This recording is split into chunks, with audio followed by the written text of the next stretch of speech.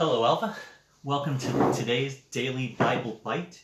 We're reading from the book of Genesis in the Old Testament, chapter 31 and 32 today, and Matthew chapter 12.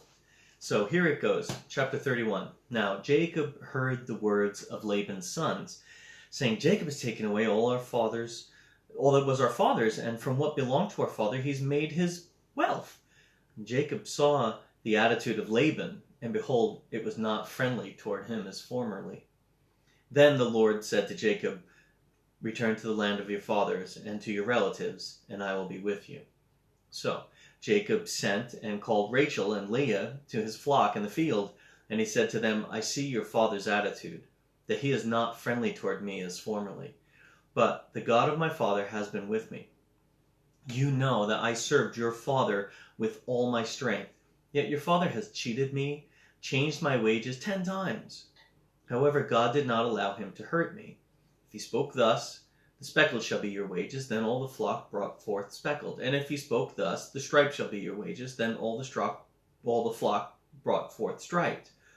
Thus God has taken away your father's livestock and given them to me.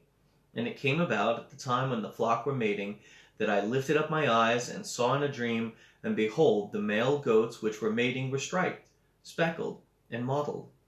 Then the angel of God said to me in a dream, Jacob. And I said, Here I am. He said, Lift up now your eyes and see that all the male goats which are mating are striped, speckled, and mottled. For I have seen that all Laban has been doing to you. I have seen all that Laban has been doing to you. I am the God of Bethel, where you anointed a pillar.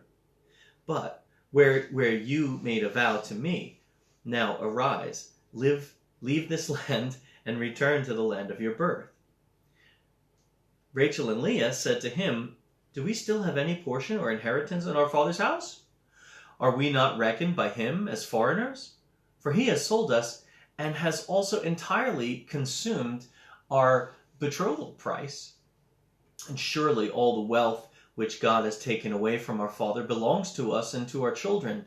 Now then, do whatever God has said to you.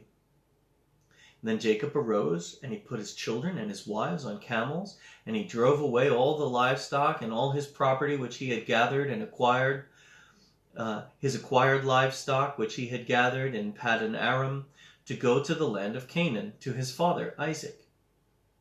Well, when Laban had gone to shear his flock, then Rachel stole the household idols that were her father's. And Jacob deceived Laban, the Aramean, by not telling him that he was fleeing. So he fled with all that he had, and he arose and crossed the Euphrates River, and set his face toward the hill country of Gilead. Well, when it was told Laban on the 3rd day that Jacob had fled, then he took his kinsman with him, and he pursued him at a distance of 7 days' journey, and he overtook him in the hill country of Gilead. God came to Laban the Aramean in a dream in the night and said to him, Be careful that you do not speak to Jacob, either good or bad. Laban caught up with Jacob. Now, Jacob had pitched his tent in the hill country, and Laban was with his kinsmen camped in the hill country of Gilead. And then Laban said to Jacob, What have you done by deceiving me and carrying away my daughters like captives of the sword? Why did you flee secretly and deceive me? Why did you not tell me that I might have sent you away with joy and with songs and with timbrel and lyre, and did not allow me to kiss my sons and my daughters? Now you have done this foolishly. It is in my power to do you harm, but the God of your father spoke to me last night, saying, Be careful not to speak either good or bad to Jacob. Now you have indeed gone away because you long greatly for your father's house, but why did you steal my gods? And then Jacob replied to Laban, Well, because I was afraid, for I thought that you would take your daughters from me by force. Well, the one with whom you find your gods shall not live. In the presence of our kinsmen, point out what is yours among any of my belongings, and take it for yourself. For Jacob did not know that Rachel had stolen those gods.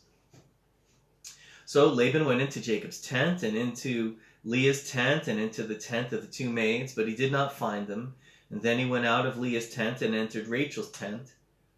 Now Rachel had taken the household idols and put them in a camel's saddle and she sat on them. And Laban felt through all the tent, but did not find them. And she said to her father, "Let not my lord be angry that I cannot rise before you, for the manner of women is upon me." So he searched, but did not find the household idols. Then Jacob became angry and contended with Laban. Jacob said to Laban, "What is my transgression? What is my sin that you have hotly pursued me?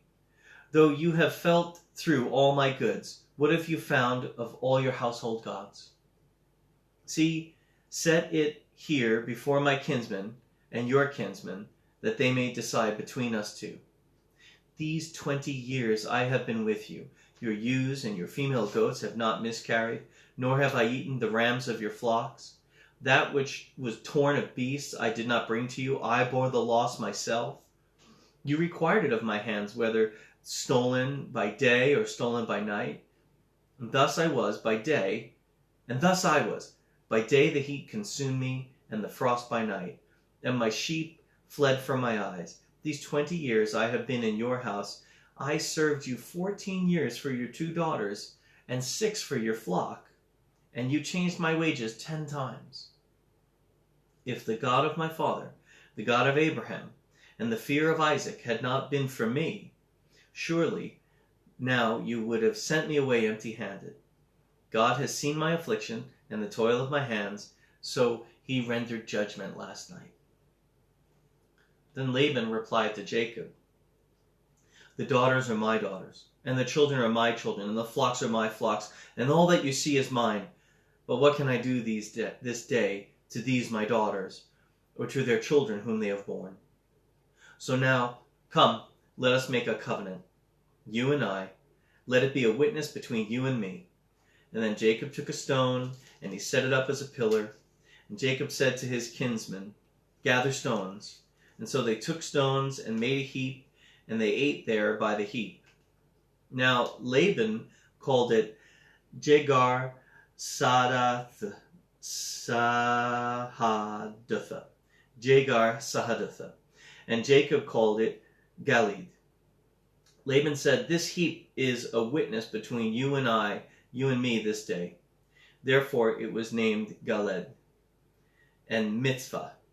For he said, "May the Lord watch between you and me when we are absent from one another. If you mistreat my daughters, or if you take wives beside my daughters, although no man is with us, see, God is witness between you and me." Laban said to Jacob, behold this heap, and behold the pillar which I have set between you and me. This heap is a witness, and the pillar is a witness, that I will not pass by this heap to you for harm, and you will not pass by this heap and this pillar to me for harm. The God of Abraham and the God of Nahor, the God of their father, judge between us. So Jacob swore by the fear of his father Isaac. Then Jacob offered a sacrifice on the mountain, and called his kinsmen to the meal, and they ate the meal, and spent the night on the mountain. Early in the morning, Laban arose, he kissed his sons and his daughters, and blessed them, and Laban departed and returned back to his place. And that's the end of chapter 31. Now, chapter 32. Now, as Jacob went on his way, the angels of God met him. And Jacob said when he saw them, "This is God's camp." So he named the place Mahanaim. Then God sent messengers before him to his brother Esau to the land of Seir, the country of Edom. He also commanded them, saying, "Thus you shall say to my lord Esau, Thus says your servant Jacob, I have sojourned with Laban and stayed until now. I have oxen and donkeys and flocks and male and female servants, and I have sent to tell my lord that I might find favor in your sight." The messengers returned to Jacob, saying, "We came to your brother Esau, and furthermore he is coming to meet you, and 400 men are with him." And then Jacob was greatly afraid and distressed, and he divided the people who were with him and the flocks and the herds and the camels into 2 companies. For he said, "If Esau comes to one company and attacks it, then the company which is left shall escape." And Jacob said, "O God of my father Abraham, God of my father Isaac, O Lord, who said to me, return to your country and to your relatives, and I will prosper you. I am unworthy of all the loving kindness and all the faithfulness which you have shown for your servant. For with my staff only I crossed this Jordan, and now I have become 2 companies. Deliver me, I pray, from the hand of my brother and from the hand of Esau, for I fear him, that he will come and attack me and the mothers with the children. For you said, I will surely prosper you and make your descendants as the sand of the sea, which is too great to be numbered. So he spent the night there, and then he selected from what he had with him a present for his brother Esau, 200 female goats, 20 male goats, 200 ewes, 20 rams, 30 milking camels and their colts, 40 cows, 10 bulls, 20 female donkeys, and 10 male donkeys. And he delivered them into the hand of his servants, every drove by itself, and said to his servants, Pass on before me, and put a space between droves. He commanded the one in front, saying, When my brother Esau meets you and asks you, saying, To whom do you belong, and where are you going, and to whom do these animals in front of you belong? Then you shall say, These belong to your servant Jacob. It is a present sent to my lord Esau. And behold, he is also with us. Then he commanded the second also, and the third, and all those who followed the droves, saying, After this manner you shall speak to Esau when you find him. You shall say, Behold, your servant Jacob is behind us. For he said, I'll appease him with the present that goes before me. And then afterward I will see his face, and perhaps he will accept me. So the present passed on before him, while he himself spent the night in the camp. Now he arose that same night, and took his 2 wives, and his 2 maids, and his 11 children, and crossed the ford of Jabbok. He took them and sent them across the stream, and he sent across whatever he had. So verse 24 starts a familiar story. Then Jacob was left alone, and a man wrestled with him until daybreak.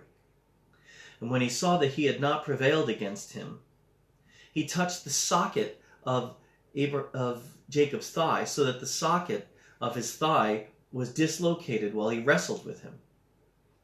And then he said, Let me go, for the dawn is breaking.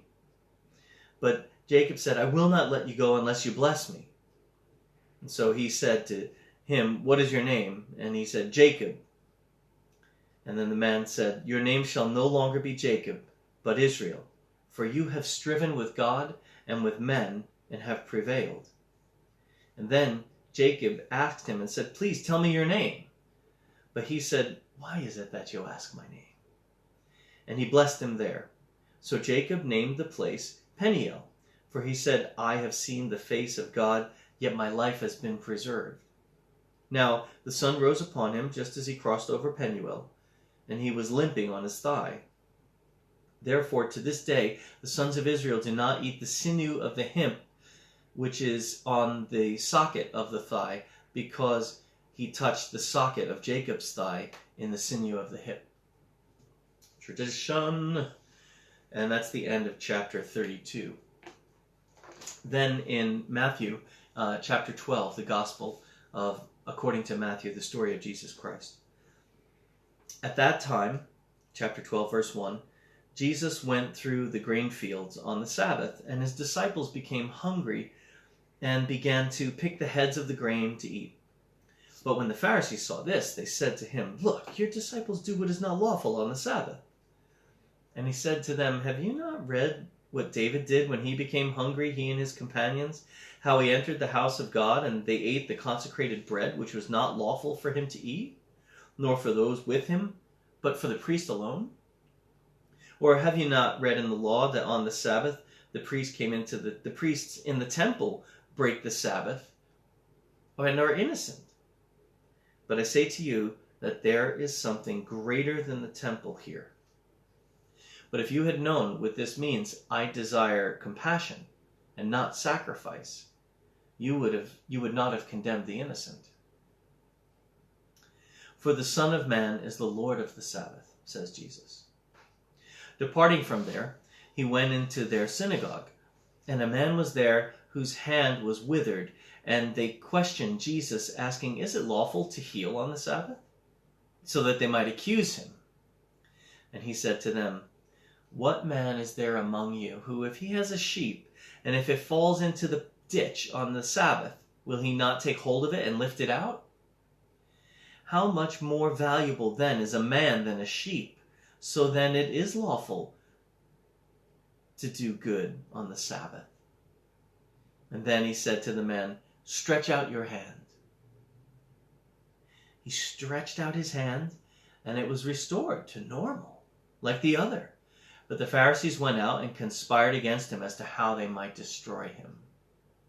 But Jesus, aware of this, withdrew from there. Many followed him, and he healed them all. And he warned them not to tell who he was.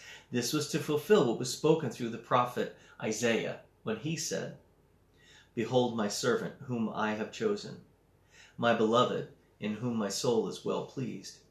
I will put my spirit in him, and he shall proclaim justice to the Gentiles. He will not quarrel or cry out, nor will anyone hear his voice in the streets. A battered reed he will not break off. A smoldering wick he will not put out, until he leads justice to victory. And in his name the Gentiles will hope." Then a demon-possessed man who was blind and mute was brought to Jesus, and he healed him, so that the mute man spoke and saw. All the crowds were amazed and were saying, "This man cannot be the son of David, can he?" But when the Pharisees heard this, they said, "This man cast out demons only by Beelzebub, the ruler of demons." And knowing their thoughts, Jesus said to them, "Any kingdom divided against itself is laid waste, and the city or house divided against itself cannot stand. If Satan casts out Satan, he is divided against himself. How then will his kingdom stand? If I, by Beelzebul, cast out demons, by whom do your sons cast them out? For this reason, they will be your judges. But if I cast out demons by the Spirit of God, then the kingdom of heaven has come upon you. Or how can any enter the strong man's house and carry off his property unless he first binds the strong man? And then he will plunder his house. He who is not with me is against me, and he who does not gather me scatters. He who does not gather with me scatters. Therefore I say to you, any sin and blasphemy shall be forgiven people, but blasphemy against the Spirit shall not be forgiven. Whoever speaks a word against the Son of Man, it shall be forgiven him. But whoever speaks against the Holy Spirit, it shall not be forgiven him, either in this age or the age to come. Either make the tree good and its fruit good, or make the tree bad and its fruit bad. The tree is known by its fruit. You brood of vipers, how can you, being evil, speak what is good? For the mouth speaks out of that which fills the heart. The good man brings out of his good treasure that which is good, and the evil man brings out of his evil treasure that which is evil. But I tell you that every careless word that people speak, they shall give an accounting for it in the day of judgment. By your words you will be justified, and by your words you will be condemned. Then some of the scribes and the Pharisees said to him, Teacher, we want to see a sign from you. But he answered, and he said to them, An evil and adulterous generation craves for a sign, and yet no sign will be given to it but the sign of Jonah the prophet. For just as Jonah was 3 days and 3 nights in the belly of the whale, in the sea monster, so will the Son of Man be 3 days and 3 nights in the heart of the earth.